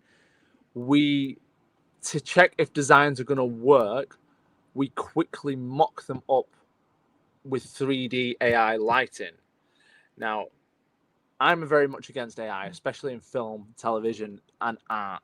But no AI will be used in the production in terms of final output. Nothing you see on screen will be AI.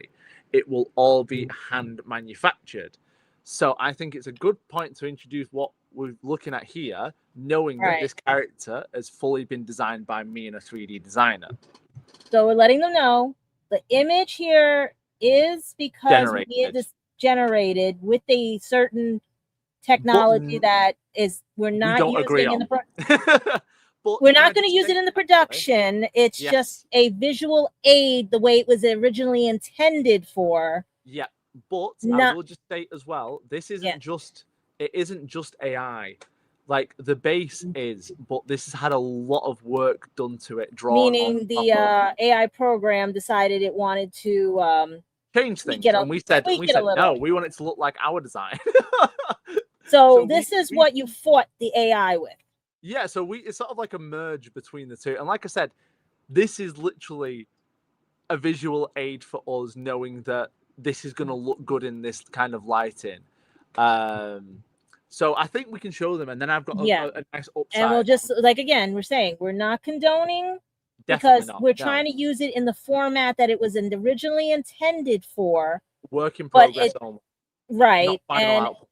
And not what people are using this said program for, which is why I can't find a friggin' job. I'm not interested in an AI Doctor Who at all. No. But for a visual aspect and rendering of spatial recognition, so that you can get an idea to make a life-size 3D model, this had to happen. And I know a lot of people I know are like, but you hate AI. Yes, I do. Yeah. I will state it. I do. Okay. Because it's killing the water. Where are all the activists? You know, where are all the activists that all of them were going crazy, save the planet, and now this thing's eating the water. Exactly. Okay. And to be fair as well. Go ahead. I think this is the only image we've done this way because of the design of it. It's literally because of the actual design. And I don't blame you on that because this design would be tricky if you didn't have, because I've seen regular CGI of it and everything, and it does miss a lot. Yes, absolutely. And everything. So we are only showing this to explain why we needed to use AI and how you have another way of around it. Oh, absolutely. Okay, so without further ado, this and breathe. This is a very big spoiler because that's your first monster. This is the monster of season 1, which is the Cyberman. And like I said, I do have an upside to it. That this proved that we could do this. And it sort of made me my 3D designer go, yay! So we started producing and manufacturing the cyber suit. So that's what I was trying to get at, because you need it because you don't know how people are going to react to it. Absolutely. So this is the first part of the helmet which has come out as a test, and we're over the moon with the design. And we want to bring body horror back to the Cybermen. I don't want them to be the nice shiny ones that look like they've been designed by, with the transistor radio on it and everything. Yeah, I want them to feel like, in reality, look, in my opinion personally, if a cyber nexus was real, they wouldn't care about how they looked, because that's the point. They take away individuality, so they would look as basic as possible. This is 3D printed. Yes, this is 3D printed. So they would take away as many unnecessary parts as possible, and there would just be a basic shell with a circuitry system inside that run one singular goal, which is to extend the cyber nexus. And I don't need my Cybermen to look like Iron Man, you know. I just want them to look like terrifying machines, which is what these are going to be. But the funny part is they do relate to AI because they are. Well, I thought that. Yeah, that's why it was irony that you would come up with an episode that has Cybermen who almost look like they're AI'd in an AI world. Get it? Yes, absolutely. And I can tell you again, and everyone watching, I hand designed this helmet. So this has not had AI put onto it. And I think, to be fair, it's a bit obvious as well. I can see it where AI tried to change something. It did try and change some of the details, which really irritated me. But we fought it back as much as we could. So these things are going to be terrifying, by the way. And we have, I can't say the person's name, but we've got a manufacturer who worked on Doctor Who. That's okay. And they have offered services to build these suits. So we're hopefully going to have 3. Yeah, I knew it. I when I picked people out, I said I knew something was about him. Like, well, he's got his connections.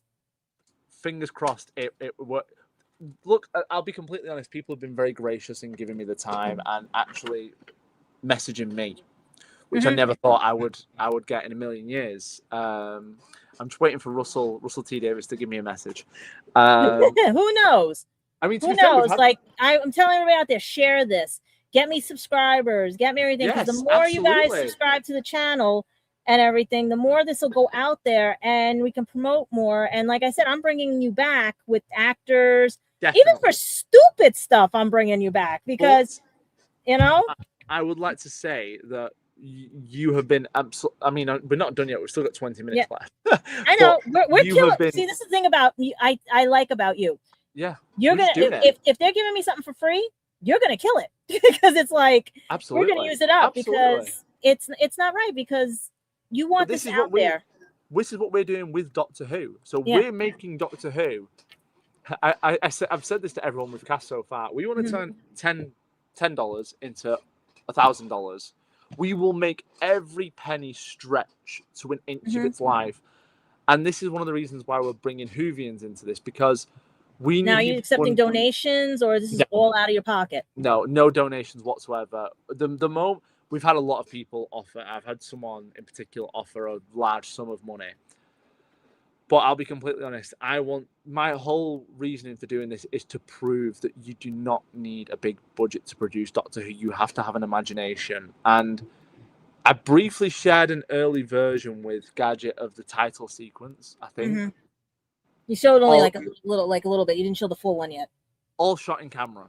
Yeah. All completely, like, there's no CGI. There is compositing, which is a completely different element. They've had compositing for, 100 years. So I sort of I feel like that's fine.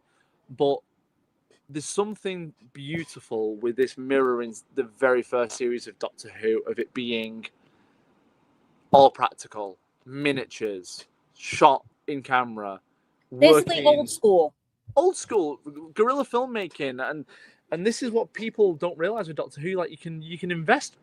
I could make a Doctor Who episode for $10 million. It doesn't mean it's going to be good. Like, have you got a compelling story? Yes. Have you got compelling actors and characters? Absolutely. Have you got an amazing idea of where the future can take you? Of course. So let's make it happen, and let's not worry about the money side too much, because money is forever at the end of the day. Like, you will always go through patches in life where you will have money. You'll go through patches where you won't have money. Right. And you just got to accept that. Like, if I get hit by a bus tomorrow, I cannot take a penny with forbid. Me. And imagine like a day before release, I get hit by a bus. Oh my God. No, that actually happened here. If you know the book The Secret, the author that was a treasure hunt here in New York, and he had put it in 5 different 12 different states. Yes. Yeah. I think it's Priest or his last name, and he passed away because a truck just went and so that's what I'm saying. Don't say those things. Well, as long as I'm in my cellar, I'm safe. But I can't live down here for 6 months. At least you're cool down there. Like I said, this is crazy, this weather. Yeah, it's luckily. That's what I'm saying. How are you guys going to do the filming if this weather stays like this? Well, the good thing about the British weather, it's very negative. So although we have some amazing patches of these, beautiful sunny days, we also have some very awful days. Now, in terms of we've had lots of comments here, which is really nice. Lots of people saying that the Cybermen look creepy. The Cybermen are such cool concepts. Yeah, like to give you shivers and things like that. That's fantastic. Like, it's so nice to see that Cybermen get some love. But this one, I was like, I don't get it. Torchwood, don't jinx yourself. Look, at the end of the day, I like to think that I'm very careful with stuff like that. So hopefully I won't get hit by a bus. But if I do, it's kind of some poeticness. Well, if you're into spiritualism, and I know England is noted for spiritualism, I might come back as the next Doctor. Never know. I mean, I got tarot cards. I got everything around here. I think it's the spiritualness helps. I think it really does, especially in these times. But so in terms of where we're filming in the UK, we have, I don't want to say a location in particular because you're going to be bombarded. That's what I'm slightly worried about that. Yeah. So we have a location for Gallifrey as an exterior. We have a location for Harrier Point, which is where episode 1 takes place. The episode 1 is called Harrier Point. Right. We will be building sets within the studio, and I think we've got room for 4 sets. So 3 of the sets will be a Gallifreyan, like rooms within. I can't say too much, but Gallifreyan. I know. Don't put yourself in a corner. 3 sets will be Gallifreyan related, and 1 set will be the TARDIS. Okay. So we're building the TARDIS, like the interior. Now, I know how BBC is with the TARDIS. Did they allow you the color, or you have to do a different color?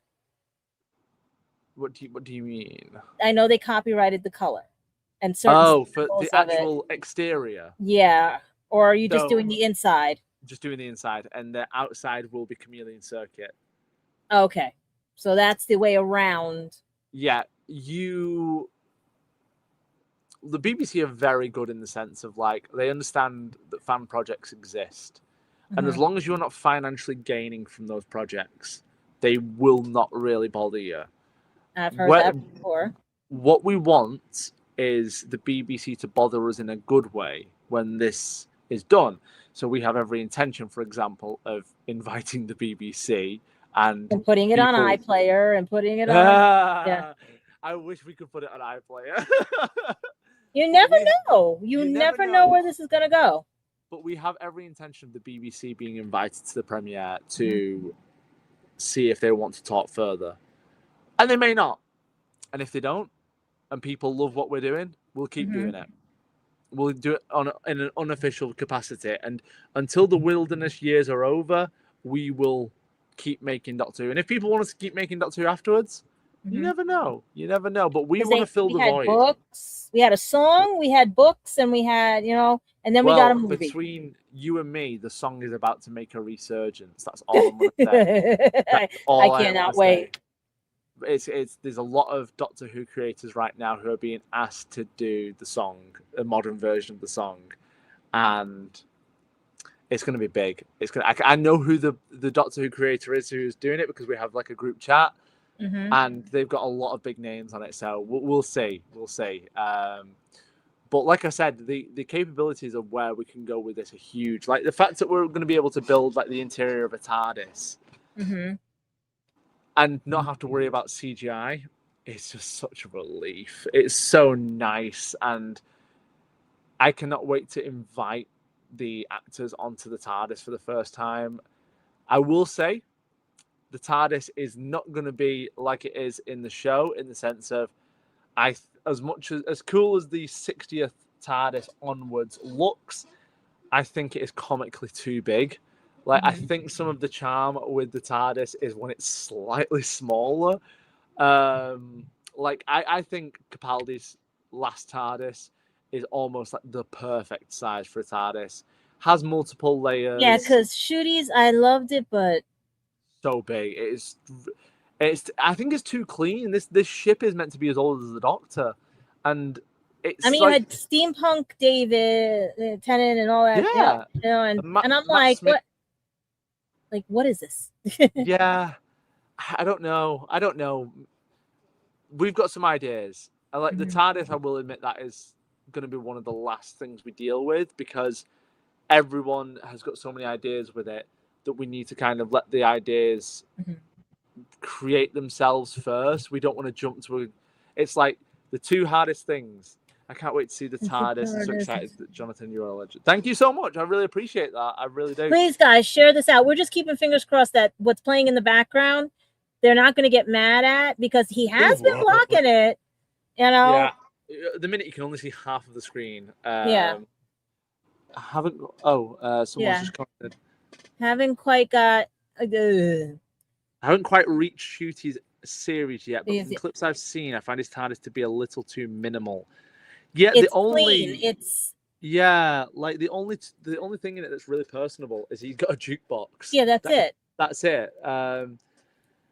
And I love like the aspect of when Matt Smith or Capaldi or whoever, like Capaldi, one of my favorite examples of Capaldi's TARDIS is when River goes on and she opens a panel and there's just a whiskey decanter. Like she knew where it was. Yeah. But I'm like, Shooty's never had really anything like that. He pulled a mallet out of the floor in the 60th, and I'm like, that was it. That's what I'm saying. My theory is that this is all the toy maker or toy whatever, and it's gonna rewind back. It does make you think, why did Tennant's clothes change? Because they've never changed in a regeneration before. Right. It something's not right with that regeneration to this day. But regardless. But then again, we have to pull off the thing about the curator. Yes, some point out. This is it, and it's so difficult because I think. Oh. If you both could travel anywhere in time, where would you both visit? Ooh. I've probably got a couple of boring ones. See, I don't know. You might go forward because of your age. I don't know. I might go back. No, I always have a go-to answer for this. I would love to have been. Tell me the era, and I can tell you how old your soul is. The 80s. Everybody wants the 80s. We got away with murder. No, but I've got a specific location. What location? I would love CBG, to be. CBBBs or CBGBs, whatever it is. No, I would love to have been in the crowd watching Queen perform at Live Aid. I'll give you that. That's just I always I'll think give you about that. It's like a concert. I will never get to see that. What about you, Gadget? I always gravitate to like those classic period pieces and stuff.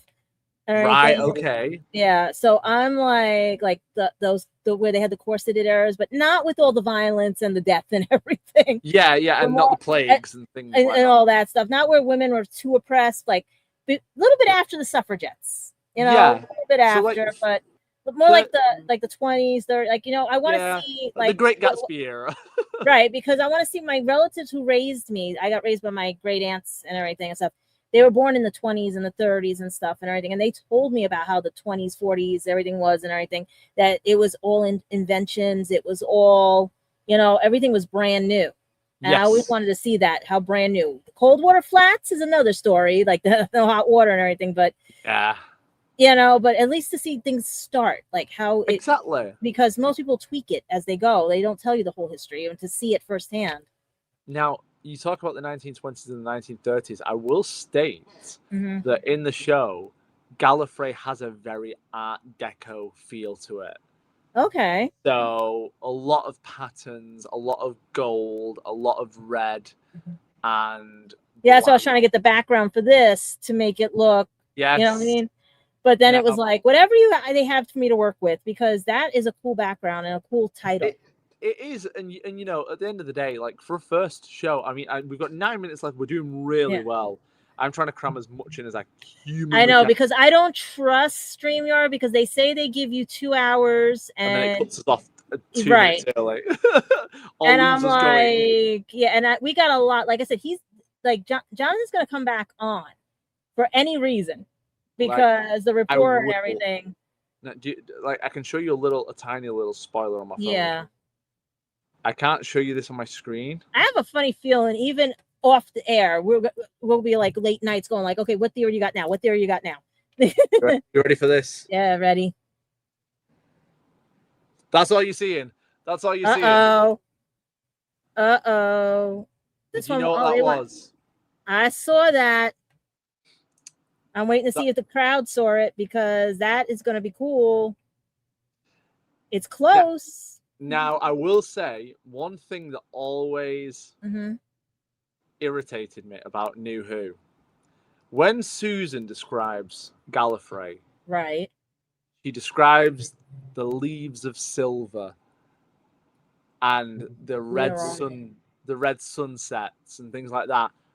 We have never seen some of the things that Susan said, or other Time Lords.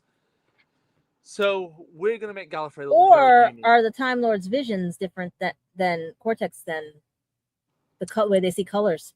Well, maybe the people who are in the Citadel see Gallifrey. Have you seen Silo? Have you heard of the series Silo? Mm-hmm. So you know how you see one thing and some people see things as another? The perception of others. Well, maybe those who are blind to what's going on, they might see things with a bit of rose-tinted glasses. That's all. We're blue. Oh, blue. Yes, exactly. Maybe rose to cut away the blue light. You never know. Yes. Let's see. Someone just said that was a juicy spoiler. Yeah, that was. Now the thing is. So back up on there. That is hopefully going to be built as a miniature. That Citadel. You better put that under guard. I know. A lot of these things we're hoping, like the cyber suits and things like that, we're hoping to have at the premiere as like a nice photo. You're gonna have to put those chips in them and everything, so you can find out where. Yeah. No, I've seen that. I know a lot of companies now that they had to do it when Matt Smith was over here filming in New York, because people were walking away with the stuff from Central Park and everything. I'm not surprised. It's a very, very tempting thing, because especially when it's got such a good history to it. But there's a lot of stuff here. Luckily, we're going to be shooting a lot of stuff behind closed doors, which obviously we're not worried about spoilers getting out in that sense of people, taking pictures. but our cast and crew are going to have a very strict phone policy. That's what I was going to say. Like with the last 5 minutes, I mean, yeah, and their NDOs and NDAs are going to be very, very tight. Definitely. So I'll be completely honest. We've not sent NDAs out yet, only because we are not sending them out until a script goes out. And that's what I always wanted to figure. Yeah. The only reason is, you know, at the end of the day, we're not too worried. We're not big enough to be noticed in that sense. But to give you an example, if I go on my Instagram now, I've not been on whilst we've obviously been on air. Right. That's what I was checking too to make sure because things are popping up, and that is your Instagram. Like, I just get an abundance of new followers, like 100 followers every time I go on. So, which is great because it's more people knowing. But at the same time as well, I'm like, oh, this is getting bigger quicker than I thought it was going to do, which is fabulous and I absolutely adore. But I have to also maintain that mentality of like, I work with big brands, so I need to start thinking how they would think. Not that I'm saying that I'm a big brand. I'm not saying that at all, but I'm saying like, if I think how they think, things won't get missed. We won't trip up with certain aspects of it. So yeah, I mean, look, this has been an absolute pleasure. I know we only have potentially, depending on if they cut us off early, we only have a few minutes left, but I know. Oh, forced perspective. Don't worry. Forced perspective is going to be used a lot in this series. Oh my goodness me. Like, there's just so much. When I come back on, I'm going to bring more props. How about that? That'll work and everything. Because we have to figure out when the next episode will be, all this stuff, when you can release things. And I hate that it's only like 4 minutes, but is there anything else that anybody would need to know, or basically just go right to your YouTube page? How about your Instagram? Let me try and think really, really quickly. Yeah, because you guys can find me on TARDIS, and that would be where's TARDIS? I mean, if I'm trying to get you on TARDIS, but our schedule is so tight right now. And I could do this for 10 hours, I wanted to, because if I could figure out, like, the only reason this hurts is because you're not here. Because if I had regular YouTube live, we'd be going for hours. Yes, absolutely. And the reason I use this is because you're over in UK, I'm over here, and it sucks sometimes because there's a lot you want to go into. Oh, 100%. But I think it's almost like we're doing this as like chapters. It feels like I feel like we're deep into pre-production right now, and then when we're sort of nearing the end of pre-production, which will probably be 3 to 4 weeks as we're getting there, this would be good. I'd like to come back on in a couple of weeks to show you like, oh, this is what else we've been working on. Maybe even we're currently concept arting the look of the Doctor. Right. So maybe cool to show you like an outfit reveal, because we have spent a lot of time on this. Me and Lou are working very close together on this. We're gonna hopefully spend a day together where we go to a studio and bring a rail out and just start styling with things. Yeah, like if you guys want to go from the studio or anything and stuff like that. Absolutely. That's what I'm saying. Like, this is going to be a show where you're basically going to produce your own show everything, and it's not scripted. It's going to be fun. It's going to be getting out there, and then by the time Christmas comes, everybody's ready for it. Well, I'm ready for it. I'm ready for it. I will just say it really quick. There's not really many Christmas elements in the show. It just happens to come out at Christmas. It works because we need a presents unwrap, and this thing is Well, this was my thought, but I like I said, I don't know if we're gonna get cut off. Yeah. So I'm watching because I have the button to end the stream, but I'm like, we're gonna play this out because right now StreamYard has to give a little bit more freedom to things, because they don't realize that you want somebody to buy this, you gotta, Yeah. I mean, but if we do get a cut off, I'd like to just say thank you so much for having me on. Yeah, tell them now, I really enjoyed it, and I really appreciated it. People who have tuned in, asked questions, and just joined the vibe. Enjoyed some little previews that we've had, and a couple of exclusives. And hopefully when I come back, I can show you some physical props. Yeah, and that's where you can look on the YouTube, and then we have your Instagram, everything. Everybody can find me on TARDIS, as well as my Gadget, like right here, Gadget. Yeah. Subscribe to Gadget channel. Yeah, because guys, this channel is going to be featuring Jonathon and other artists soon and everything. So hopefully within 30 seconds we don't get cut off. But I thank you. I thank you, Jonathan, for coming and everything. I thank you as well. It's been absolutely amazing, and I genuinely couldn't have asked for a better host. We got one last comment to lead us out real quick, and thank you for taking time. Yes, you guys make the show as well, and share this, please, guys, and everything. Yeah, share it like crazy. And thank you again. Let's see if they cut us, and I think we're good. Are they? What? I think we're good. Maybe no, but we can actually say goodbyes. Okay. Okay, so that's nice. Yeah. Hopefully this works because they're giving us 11 seconds. We're at 14 seconds. Okay.